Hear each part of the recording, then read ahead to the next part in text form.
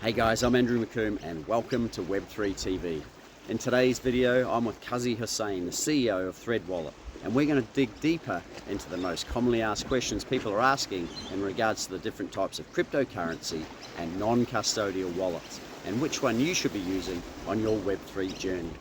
But before we do, make sure you register to watch every episode of Web3 TV here, where we share inspiring stories of all things Web3, making a difference to the world. All sorted? Okay, let's go.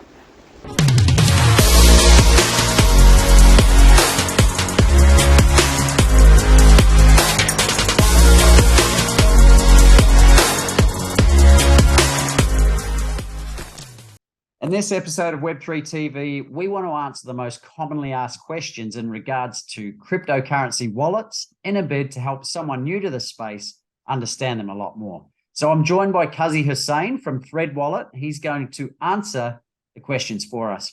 Kazi, can you tell us what is a non-custodial wallet and what's the purpose of it? Yeah, awesome. Thank you for having me. So a non-custodial wallet is when you have sole control of your private keys, which in turn control your cryptocurrency and prove the funds are yours. The purpose of it is that you always maintain of your crypto. Very good. It sounds risk-free to me. So what does encrypted mean? Encrypted essentially means it's jumbling up your keys with numerals or characters, or mix and matching the patterns of your keys so that an outsider looking in will not be able to interpret your keys. It looks like gibberish essentially to any kind of program. So just another layer of security that's added so that potential hackers can't identify the password or the Exactly. Yeah. They can't identify your keys. Yeah. Okay. And how is a wallet different to a bank account? Well, with a bank account, there's the bank that can stop you from withdrawing, such as the banks in Lebanon. They've actually put in place limits on how much you can withdraw from your money, from your bank account. And that's created a lot of mistrust, riots in Lebanon. Lebanon, I believe, needs DeFi and needs crypto. So a wallet or a non-custodial wallet really gives the power back to the individual. They can put their own money in and do whatever they want with it, free of any control or restriction. Yeah, exactly. Yeah. And what are the brands of non-custodial wallets and where would you find them? Yeah, I mean, you do a simple Google search of non-custodial wallets. For an example, MetaMask is a non-custodial wallet. I believe blockchain.com, non-custodial wallet. And you could find them right there on their websites. Yeah, and obviously threadwallet.com. Threadwallet.com. Do the wallets have different roles? Like I know with Thread Wallet, you guys have got you also have the dapps Dapp stores there as well. It's looking to be a one-stop shop. Are some of them just like a single-use wallet, or how does it work? Yeah, most wallets are, I would say just about all wallets are wallets that have just store crypto in them, and yeah, it just transacts crypto. So that's a wallet in its form currently. But that's why with Thread we are trying to innovate, and we've created the super wallet. Yeah, so speaking of super wallet, one of the questions we have from one of the viewers is, can non-custodial wallets be used for anything other than fiat or crypto? And you're saying, well, most of them are pretty single use. But so if you were to look at Thread Wallet, for example, what's the point of difference there? Well, we have a Dapp store in our wallet, single point of connection to all the dapps in our library that you can connect to, like currently SushiSwap, Uniswap, your DeFi protocols, so that you can instantaneously, for an example, stake the crypto that you have in your wallet to those platforms, start earning interest on that crypto that you're not using. For an example, lending to liquidity pools. You can also access OpenSea, Magic Eden and hold and view your NFTs in your wallet itself visually, and not just 2D NFTs. You could also view your music NFTs as well and play them through one of the dapps that we have on our Dapp store. It's a music NFT player. Wow. So essentially all things crypto, NFT, dapps, Thread Wallet can take care of it. That's right. Excellent. So how would I go about setting up a non-custodial wallet? Is it like when I first did it, it was quite confusing, and I used, I'm not going to mention the brand, but it was quite confusing. Had to sit with a friend who had more expertise. He showed me how to do it. Obviously, after the fact, it becomes easier. I understand it now, but how would the newbie go about setting one up? And Andrew, you're definitely not alone on that. I've had to sit down with friends and help them sign up for wallets in the past. And that's one of the reasons why we were inspired to build Thread in the first place. Well, go on threadwallet.com, THRED, wallet.com, and you click the link, you download it. It's literally email and password, sign in, and you got yourself a wallet. It's that simple. Wow, that sounds a lot simpler than how it was for me. I can tell you that. So what's the difference between an online non-custodial wallet and, say, a ledger or cold storage wallet? And should we use both? Yeah, sure. So with the ledger cold storage wallet, it's offline, where you store your keys on the hardware device itself.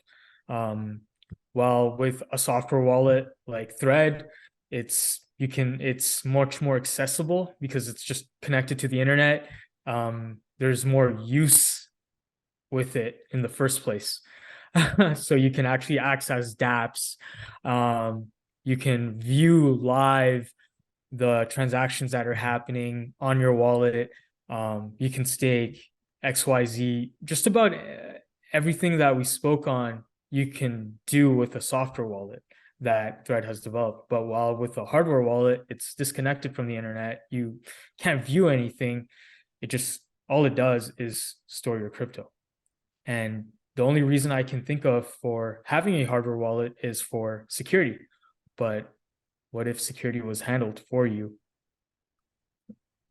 It's a good point, right? So people get a cold wallet like a ledger, and then put it in not a PO box, but the security box, right, to add an extra layer. But that's all in the physical world. It takes time, probably money and effort. Whereas what you're saying is something like a Thread wallet, it's all done for you with extra layers of security as well.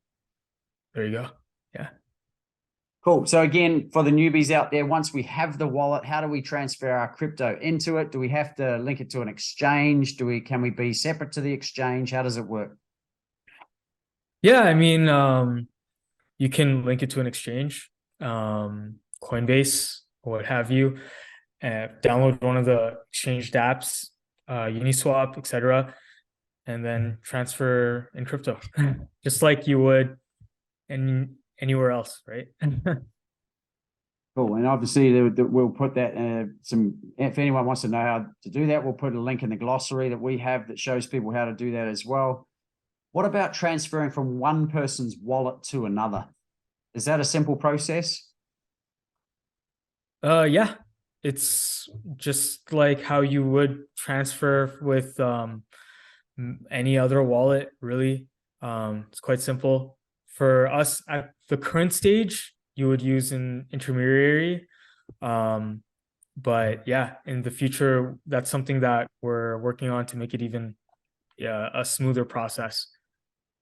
Okay, and so is it just as simple as getting the wallet address of the person you want to transfer or receive funds from, and then working through the process? Yeah, so we're working to make it even simpler than we're looking at wallet addresses differently than others. We're looking at it more from almost like a social perspective, where you can look up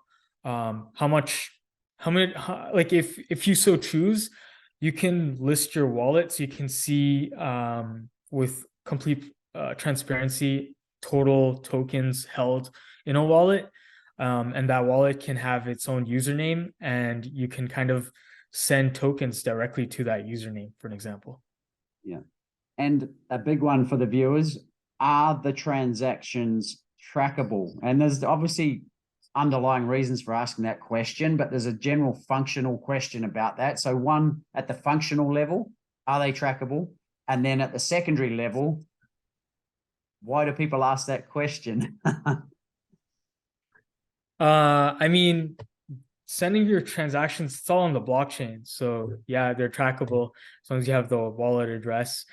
And why are they trackable? Well, it's to benefit the entire ecosystem at the end of the day.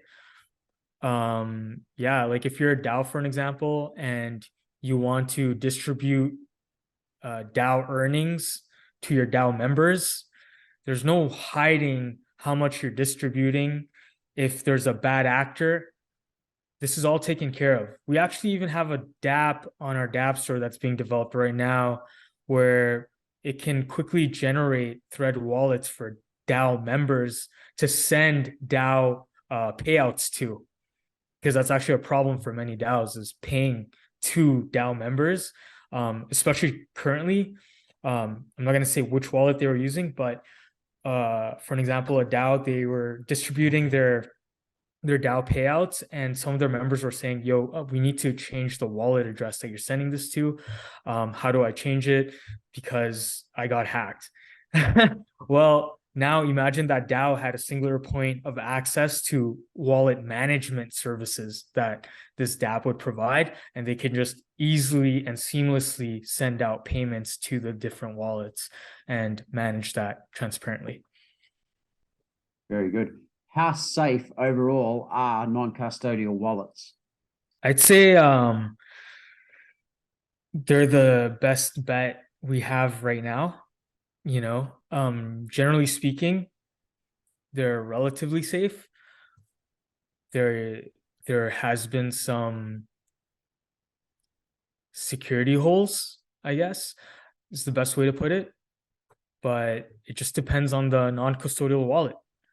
And there are various methods of keeping your keys safe, really. Just look at it from that perspective. If you want to be an informed consumer, look at how they store your keys. That's the best way to answer that question. How does this non-custodial wallet store your keys?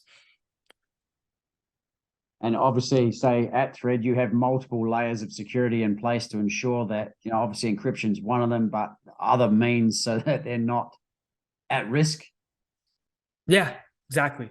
So for an example, once again, we encrypt it on your hard drive itself. We encrypt it on our server. We give you a password that would unencrypt those two facets. We have kill stops in place. We will give you a notification if there's any kind of strange activity on your wallet. And we also have certain AI protocols in place to help us detect some of those issues that might come up with your wallet as well. Are there any other risks associated with these non-custodial wallets? I mean, a non-custodial wallet is generally a pretty simple concept in the sense that it holds your crypto, and there's your key that accesses that wallet. And then that just changes from wallet to wallet on how it actually stores that key and interfaces with the blockchain. What if I lost my computer, or say I saved my password somewhere else and I lost it? Those are obviously risks as well. So how do we mitigate against that sort of thing? Especially say at Thread, is there could we call the customer service and it's going to be help us out, or it's gone? Yeah, so you can contact customer service with what we give you is a master key at Thread when you generate a wallet. And if you lose your master key, we can, reroute it to your email, for an example. And if your email is compromised, then you would just call us, I guess. You would contact us, and there's a fee associated because your master key, we would have to go back into our systems and unencrypt your original key with the master key. And there's a whole process behind it. But yes, we could get you your key. That's great, because there's a common term in crypto, isn't there? That not your key. What is it? Not your keys, not Not your keys, not your crypto. Yeah. yeah, not your crypto. So that alleviates that, which is obviously a huge relief for a lot of people, so that they don't have to go and buy a cold storage wallet and then put it in a security box and start stressing about where it is and stuff. Because what was the famous story around the guy who he had? I can't remember how many Bitcoin he had, but he lost his. There's a thing, Andrew. Like we said, we have biometric sensors as well, biometric passwordless access points. So even if you lost your password, for an example, as long as you have your face, you're going to be okay. So as long as you don't get legless and faceless on a Saturday night. You lose your fingertips. Yeah, I think you'll be all right. So what's the future of wallets, Kazi? And will it evolve from the current versions over, like, say, for the next 10 to 20 years? What do you see as the future of them? I mean, there can be some wild applications. I don't know, it could even be like a blood drop, like diabetes testing almost. I don't know. There's a lot of possibilities. At Thread, we think up new possibilities just about every day. I have a new idea in my head just about every moment of the day. I'm sitting on my couch sometimes and I'll come up with an idea. So it's just a matter of where the market is today. What can we do today to onboard the next 500 million users tomorrow, right? It's really that simple. We want to be building things that are useful for people to use today, so that more cool innovation can come to the space tomorrow. Very cool. And last question, do you have any final super tips for someone new to wallets and wanting to set one up? And I know we've covered a lot already, but is there anything that I've missed? Any super tips? Well, you need a super wallet. Start the process, start educating yourself. Really, the first step is to have a wallet. Get some crypto in there. Right? Install a Dapp. There's a bunch of free dapps on the Thread library. Have some fun. Interact. Share it with a friend.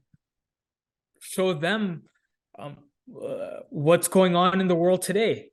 Look at some of the economies of the world. Look at what the government is doing with some of our freedoms, our liberties.